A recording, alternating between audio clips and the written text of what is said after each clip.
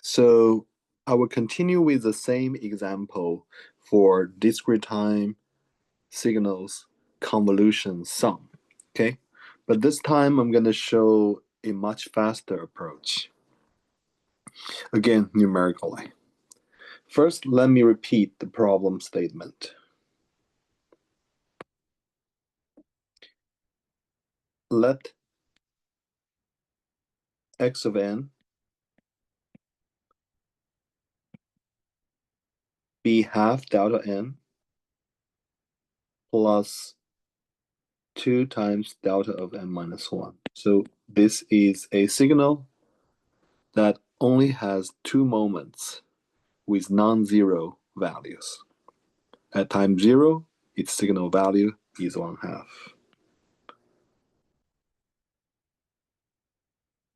And at time 1, the signal value is 2. That's what xn is. H of n, the impulse response of a linear and time invariant system, is given as the difference between u of n and u of n minus 3. Okay? As we learned that this is a difference between two step signals and is nothing but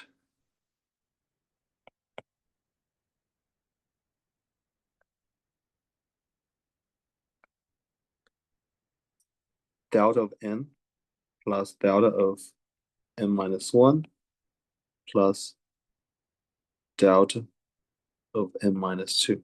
So only at time 1, 2, and 3 does this signal have non-zero values.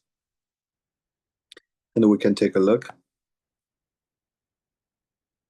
So u of n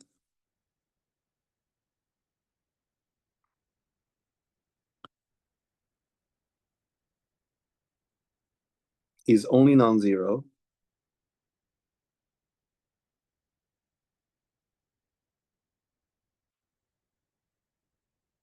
when n is non-negative.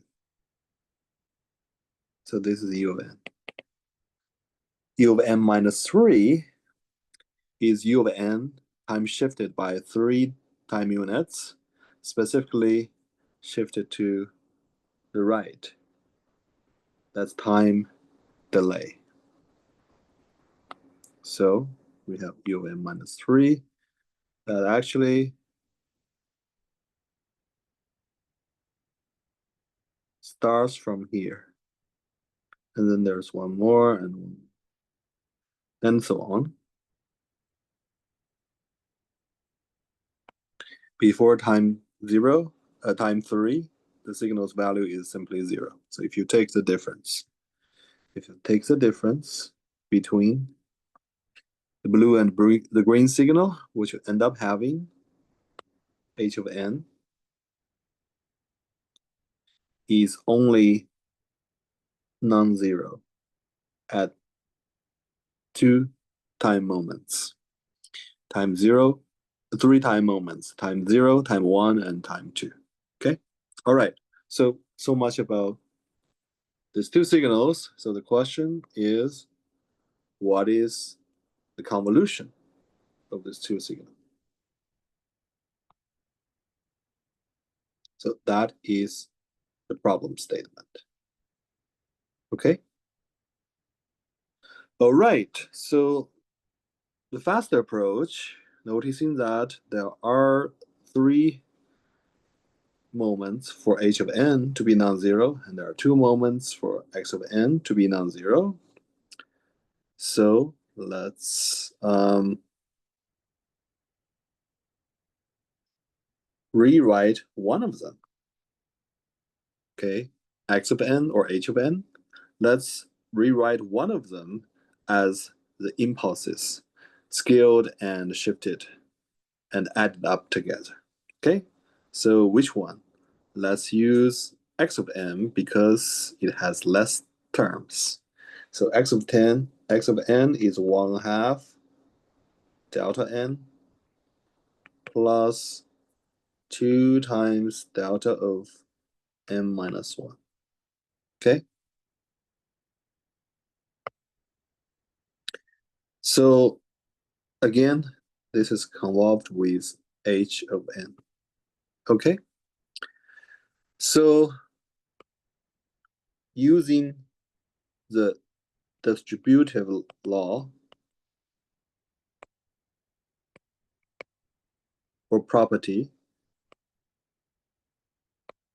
of convolution,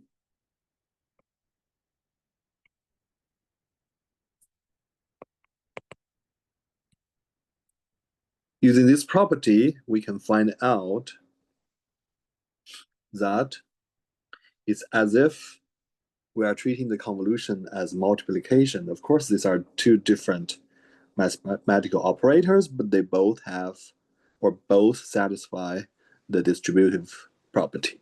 So we have 1/2 times the convolution between delta n and h of n plus 2 times delta of n minus 1 convolved with h of n. Okay? All right, looks like I'm not making things easier. Well, I am. If you know how to simplify the convolution between delta of n and h of n. Well, how do we simplify it? Well, you actually have already learned something, so let me put it on the side, called the sifting property.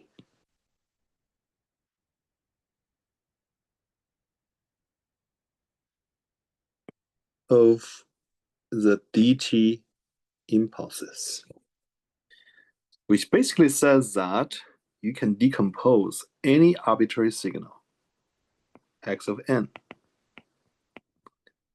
into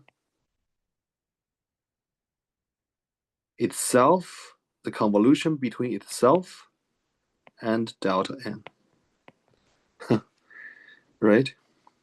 And then there is an extension that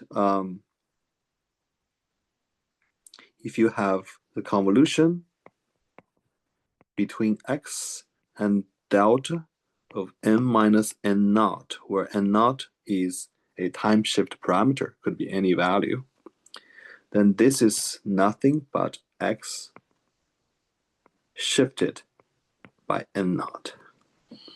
Okay, so we can utilize both. Okay, so as we can see here, we do have delta, right? And our x is called h. Okay, except that the order is not the same. It's a convolution between delta and h, not the convolution between h and the delta as the sifting property says. However, we know that the convolutions are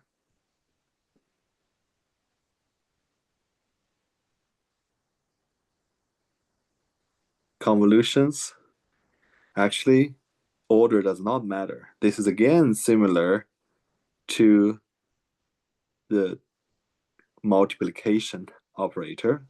So it's commutative. So the order does not matter.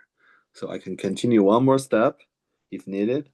This is a convolution between h and delta. And then this is a convolution between h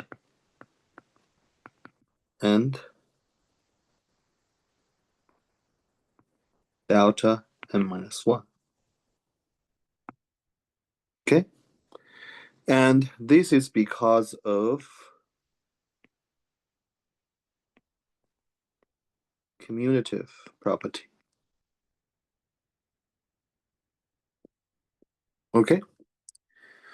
Now I can apply the sifting property, right? Treating h as x. Then I end up having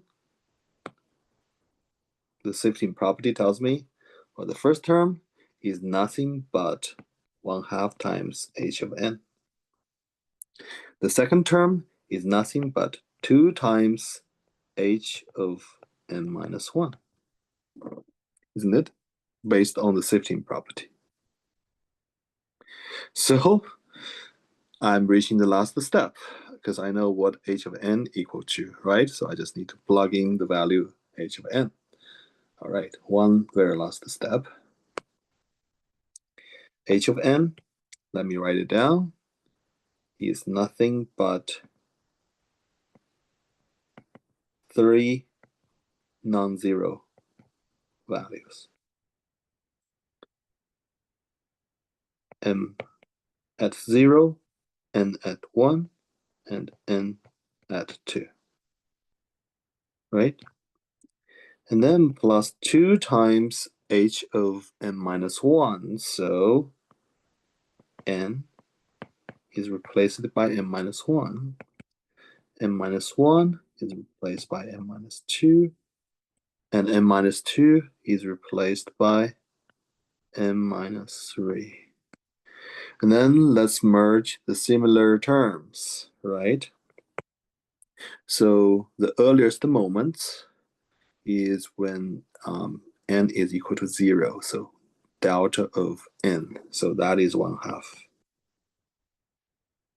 delta n. And there are two terms of delta of n minus 1. So that's 1/2 plus 2,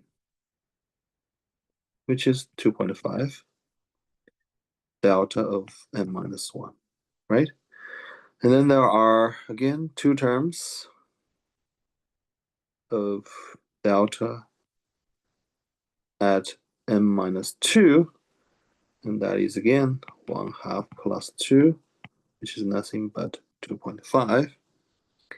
And then I have the last term, that is 2 times delta of n minus 3. So that is the final solution.